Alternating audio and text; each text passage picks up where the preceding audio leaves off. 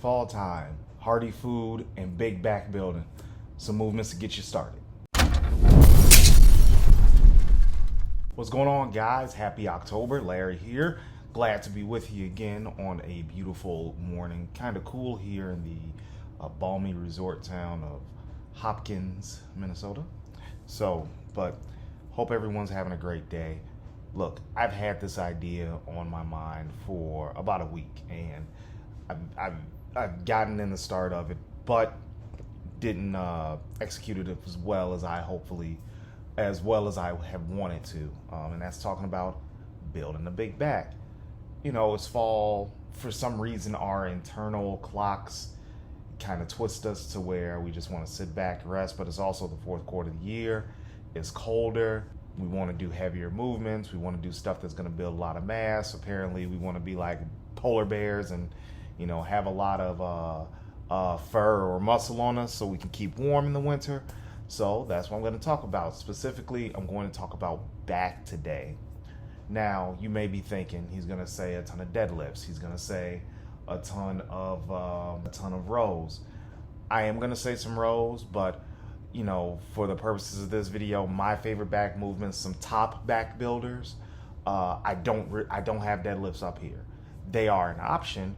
I just don't think from a fatigue / stimulation standpoint that it's the greatest exercise. However, if it's something that you want to do, please do it. I was pulling twice a week before I messed my back up.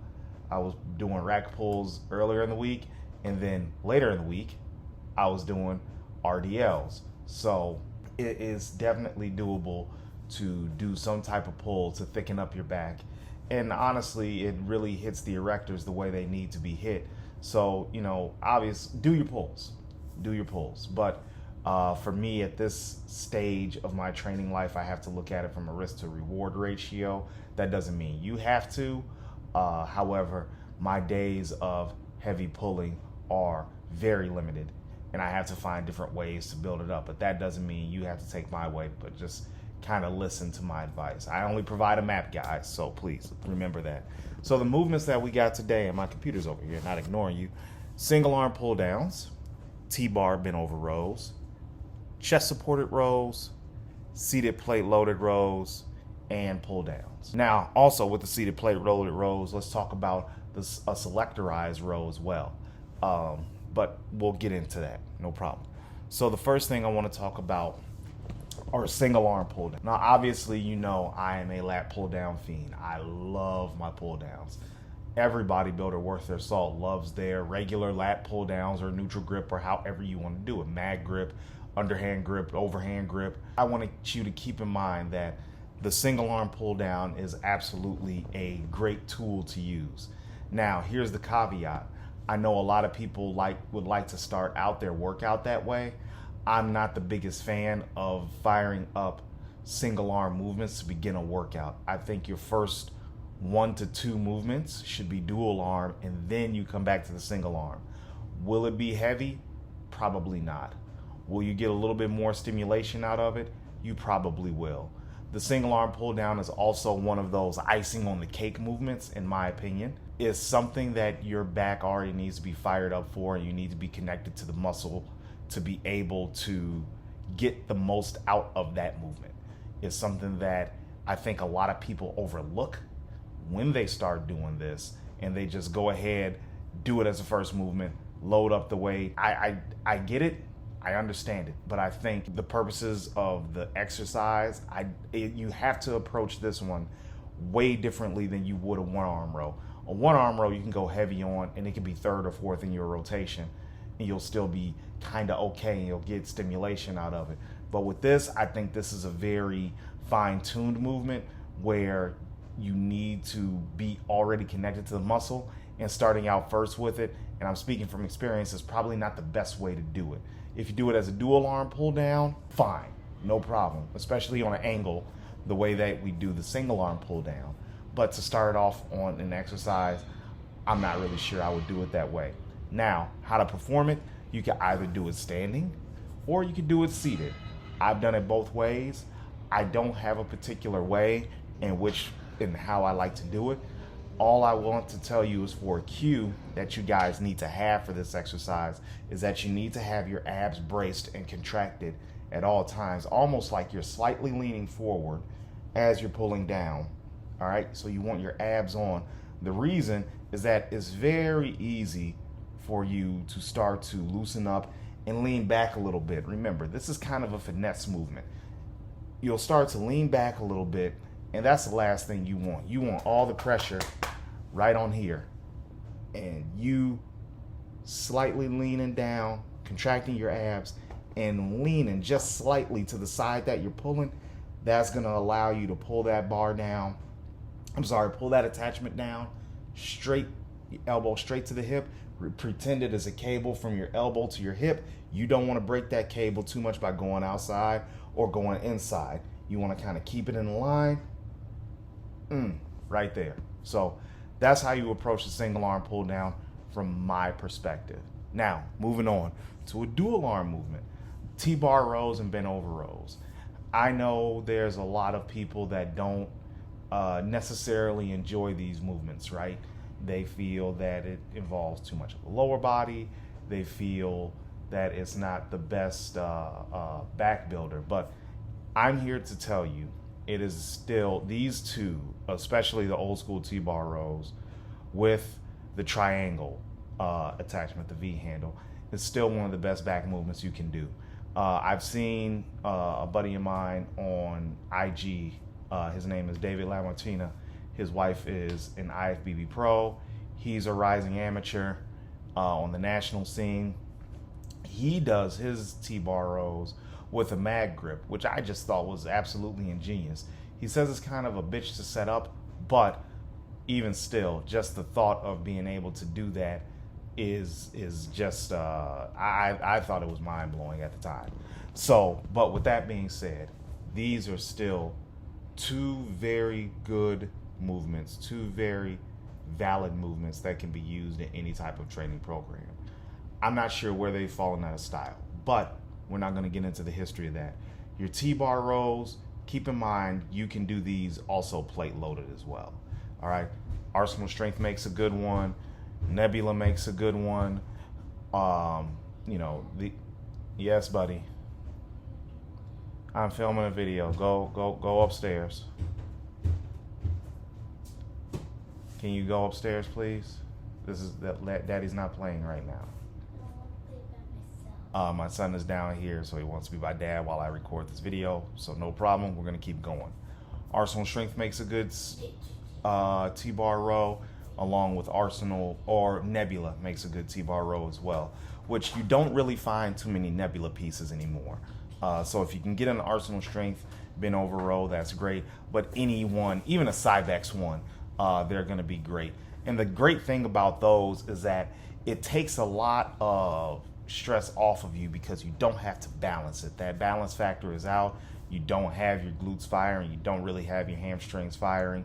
They're just there, keeping you stable, and then you're just rowing and pulling. And you don't have to worry about a bar path swaying back and forth with your bent over row, if that's something that happens to you quite frequently. So those are some good options for the bent row. Now, with the T-bar row, different attachments. Keep in mind that although David uses a mag grip, I'm more of a traditionalist. I just use a V grip, and I just go from there, and I go for broke.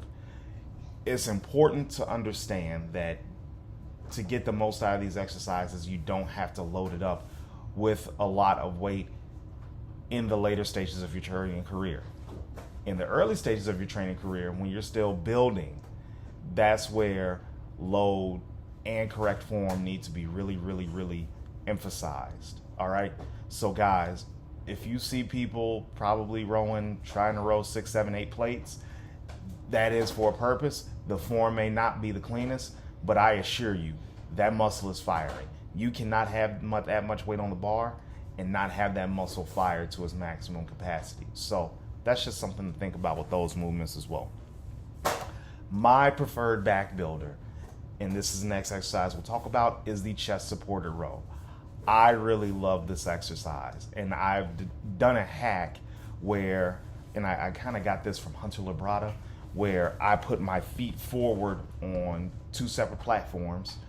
And what I do is that with the feet being forward, if you've noticed doing a chest supported row in the past, you really have to squeeze the glutes sometimes. You know, the hamstrings are kind of working. They're just like, you're just kind of contracting as you're pulling the weight up.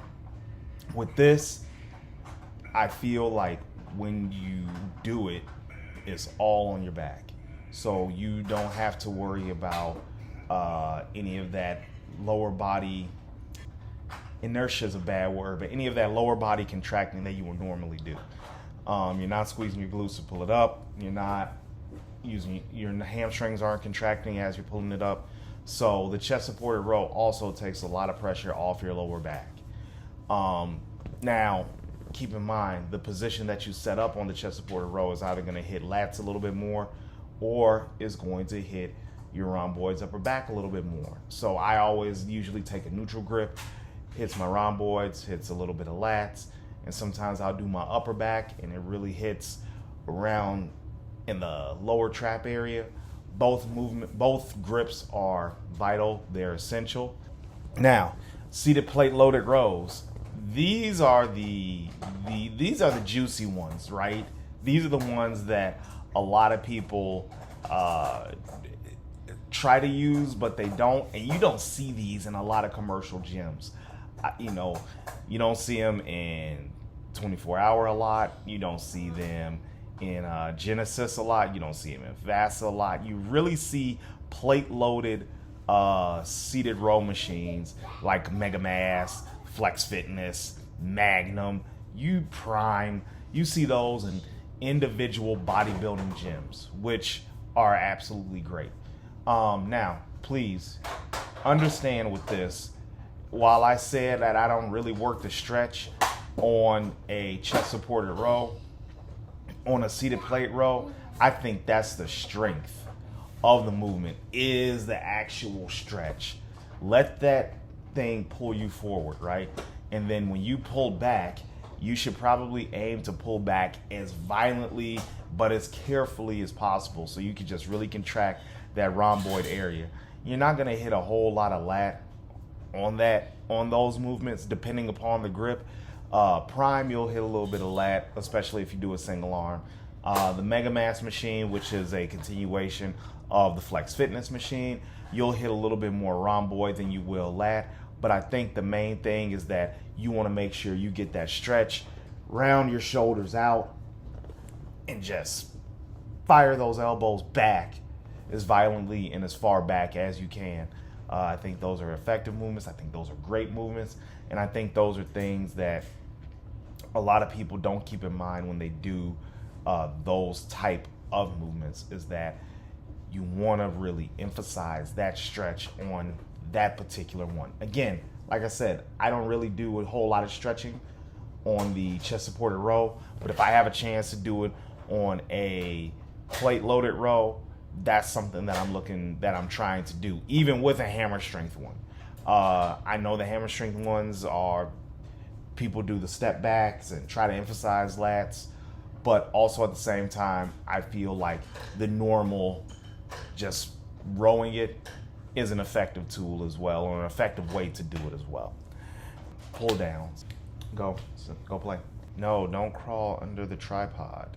Pull downs. You're probably wondering why I put single arm pull down and double arm pull down in 2 different movement categories, because they are 2 different movements, quite frankly. Again, the single arm pull down, for me, more of a finesse movement. I don't think you can put as much force or as much power into that movement, whereas with the regular pull down, you can. And I think it's a very effective movement in just putting mass on the upper back and lat area. Now, I know a lot of people say, well, you shouldn't call them lat pull downs because they don't emphasize the lat, they don't bias the lat. Like, who really gives a damn? Like, this smorgasbord of movements that we have for this style of bodybuilding that we're doing now is absolutely ridiculous. But that's a whole other rant for another day. Whatever type of pull down you're doing, do it with enough force, do it with enough violence, and do it with enough weight where your lats have no reason but to grow. All right? Not everybody's back will get really huge off the pull down, but after you're nice and warmed up, man, go for broke on that movement and don't be scared to really push the envelope on it. That's just my opinion. I'm not going to spend too much on the time on this, but I want to tell you that grip matters and that elbow positioning matters too. If you're going to do an underhand grip, again, cable to hip, pull straight down. Try not to lean back too much. Neutral grip, cable, elbow to hip, pull it down. Yeah, you may have to come in a little bit on your elbow, but that's fine as long as you're not compromising your shoulder. For pull down, elbow to hip, pull it down. All right. There's a tool out that I actually found out from another Instagram friend that looks at your reps and uses AI to make sure that your reps basically stay the same, because you've probably heard you want your first and last rep to basically look the same as you get to failure. You don't want any breakdowns in technique. It's called, I'll link it in the description. I think it's called Partner AI or something like that.